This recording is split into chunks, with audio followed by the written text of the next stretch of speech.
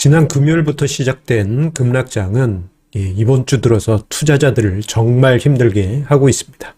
자, 그러다 보니 이런 뉴스 기사가 계속 쏟아지고 있죠. 강제청산 반대 매매가 쏟아지고 있고, 반대 매매 계좌가 증권사 객장마다 최고치다. 이런 기사들이 계속 등장하고 있습니다. 자, 어떻게 본다면 이번 급락장은 참고 참았던 비투 자금들이 항복하는 아주 좀 힘든 그러한 과정이긴 한데요. 그런데 이번 조정장을 거치면서요, 저는 이런 생각을 합니다. 신용융자 잔고가 현격하게 줄어들어야 된다. 이 점에 대해서 이야기를 드리고자 합니다. 신용융자 잔고는 모든 비투 자금의 가장 명확한 통계적인 바로미터라고 제가 계속 강조드려 왔죠. 다른 비투 자금 어느 정도인지 알 수 없지만 신용융자 잔고는 매일같이 금융투자협회에서 한 오후 4시 정도 되면은 공시를 합니다. 자, 이 수준이 어느 정도로 줄어들어야 되는지, 그리고 만약에 그 수준까지 가면은 무엇이 기다리고 있는지 증시토크에서 함께 생각하도록 하겠습니다. 구독, 좋아요, 알림 설정과 함께 증시토크 시작하도록 하겠습니다. 자, 미수금 반대 매매 비중이 역대급이다라는 뉴스 기사 어제 아마 보셨을 것입니다. 비투 자금의 성격 중에는 여러 가지가 있어요. 비투 자금의 가장 명확한 통계는 이제 신용융자가 있고요. 신용융자 외에 스탁론, 그 외 주식 관련한 대출, 그 외 마이너스 통장 쓰시는 분도 계실 테고요. 카드빚 내서 하시는 분도 있을 거고, 엄마 아빠 카드로 하시는 분들도 있을 거고, 등등. 다양한 형태가 있지 않습니까? 그 외에, 무엇이 있냐면요. 지금 제가 이야기 드린 거는 어떻게 보면 좀 롱텀 비투 자금이에요. 그런데 우리가 2007년 이전만 하더라도 개인 투자자분들이 애용했던 비투 자금은 미수금이었습니다. D+2 안에 승부를 봐야 되는, 되갚아야 되는 그러한 매매 자금이죠. 저는 비투를 안 하다 보니까 정확한지는 모르겠습니다. 요즘 어떤지 모르겠는데, 예전에는 현금이 100만 원 있다 그러면 5배까지 레버리지가, 미수 레버리지가 가능했었어요. 그래서 옛날에 개인 투자자분들이 100만 원 어디 카드 땡겨와서 계좌에 넣고, 그때 당시 옛날에 하이닉스에 몰빵 쳤다가, D+2일 안에 상한가 한번 먹으면 따봉, 그냥 꺼졌다 그러면 아예 100만 원 날렸네. 이런 식의 짤짤이 같은 투자들을 많이 하셨습니다. 그런데 이제 2007년 이후에 제도적으로 많이 바뀌고 까다로워지면서 미수거래는 크게 줄어들었어요. 그렇지만 미수거래에 있어서 반대 매매에 관한 통계는 금융투자협회에서 신용융자 통계처럼 매일같이 공시를 합니다. 그렇기 때문에 미수금 대비 반대 매매 비중은 매우 중요해요. 왜냐? 지금 현재 시장의 강제청산, 마진콜, 반대 매매가 어느 정도인지를 가늠할 수 있는 중요한 통계적 증거이기 때문이죠. 그런데 미수금 대비 반대 매매 비중을 보게 되면요, 역대급 기록을 어제 자료에서 확인할 수 있었습니다. 지금 화면상의 자료는 미수금 대비 반대 매매 비중을 보여주고 있는 자료인데요. 요게 이제 2006년부터 해서 06년부터 해서 최근까지입니다. 미수금이 이제 2007년 이전만 하더라도 어마어마했었어요.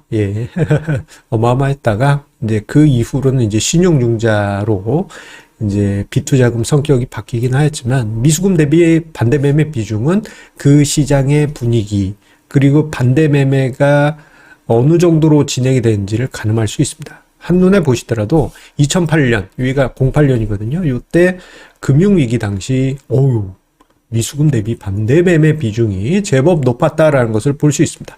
거의 한 10% 수준이었고, 2008년에 여기가 한 23% 정도 됐던 것 같고, 그리고 2009년 봄에 21% 정도 기록을 했었습니다. 이거 위기 때 아니에요. 그런데 이번에 20.1%인가 기록합니다.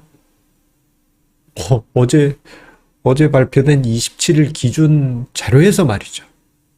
자, 오늘, 발표가 났는데, 오늘도 만만치 않아요. 한 15%인가 13%인가 15였던가 13%였던가 그렇게 발표가 났습니다. 이것 또한 엄청 높은 수치예요. 연달아. 요때만 하더라도 뭔가 피크 치고 뭐 이렇게 그냥 평균 수준으로 돌아왔는데, 그게 아니고 연달아서 높은 수준이 발생했습니다.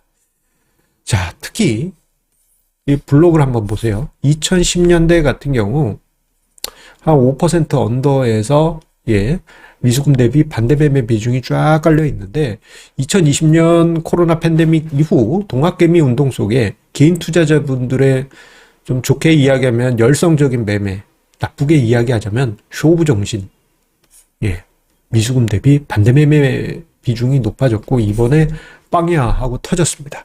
그 의미는 이번 주 그리고 지난주 금요일부터 시작된 급락장 속에서 반대매매가 미수금뿐만 아니고 모든 B2 자금에서 광범위하게 발생했을 가능성이 크다라는 점을 보여주는 아주 중요한 증거입니다. 자, 신용융자 잔고, 아마 이번 주에 제법 크게 감소하고 있을 것입니다. 자, 어제 기준, 그러니까 이게 지난 월요일 매매분이 반영이 된 거예요. D+2일 결제 시스템이 우리나라의 증권결제 제도이기 때문에 이게 26일 월요일 매매분이 반영이 된 겁니다. 제가 영상 녹화하기 바로 직전에 통계치가 나왔더라고요. 자, 대략 한 6천억 감소했고요. 17조 9,095억 원으로 발표가 났습니다. 많이 줄은 것 같죠? 많이 줄은 것처럼 보입니다. 이게 이제 28일자가 반영이 되면은 한 9월 30일 기준으로 해서 10월 4일 통계에서 발표가 날 텐데 그때까지 어느 정도 선으로 줄어들지는 좀 지켜봐야 될 것 같아요. 지금 이 정도 속도라면은 한번 16조 원대로 들어갈 수도 있지 않을까라는 예상을 해보게 됩니다. 자, 그런데요, 지금 이 수준이 많이 줄었네. 지난 9월 초 8월 중순까지만 하더라도 19조 원대 있는 거에 비하면 많이 줄은 거 아닌가라고 생각하시겠지만 우리가 좀 냉정하게 봐야 될 필요가 있습니다. 뭐냐, 신용융자 잔고 추인데 지금 청색선이 신용융자 총액이고요. 요거 이제 우측을 봐주시면 됩니다. 그리고 빨간색 선과 연두색 선도 신용융자인데 각각 코스피와 코스닥을 보여주고 있습니다.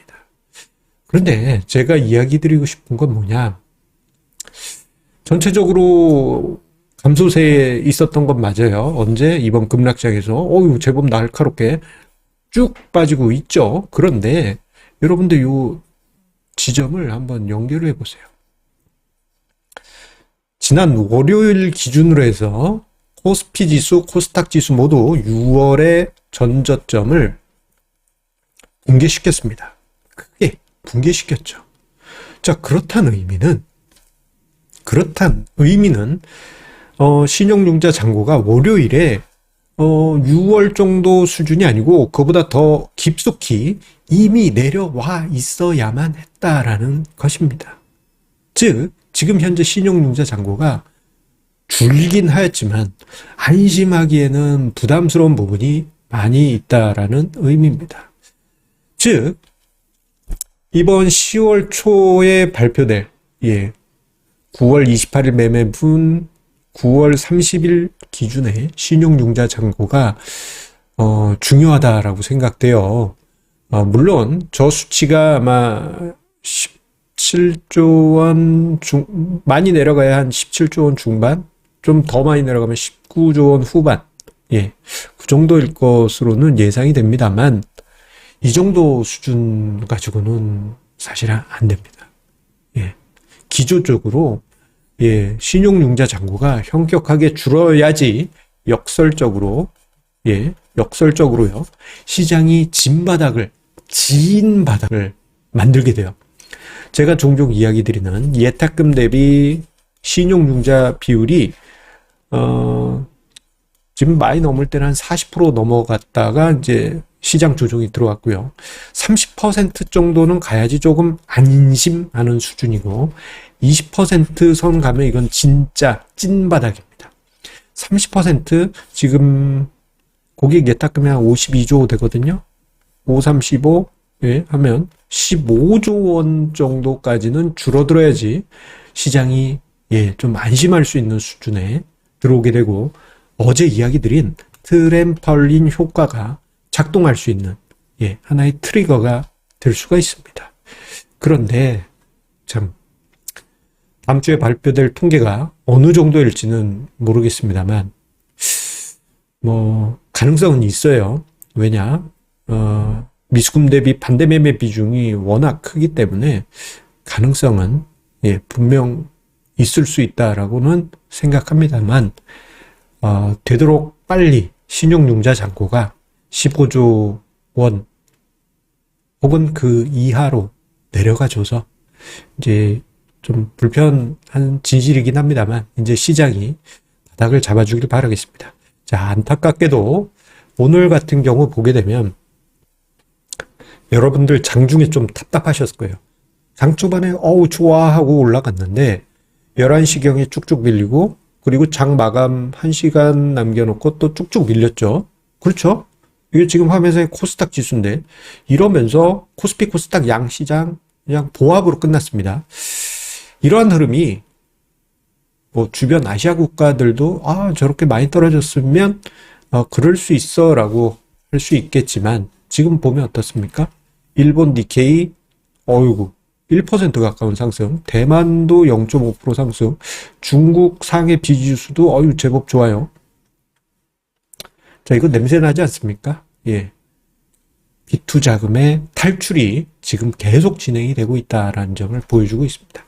자, 과연 신용융자 통계는 다음 주에 어떤 숫자를 우리들에게 보여줄까요?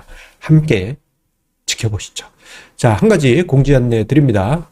내일이에요. 9월 30일 금요일에 저희 시크릿 세미나가 이번엔 줌으로 해서 저의 프로젝트 참여하신 분들을 대상으로 해서 진행이 됩니다.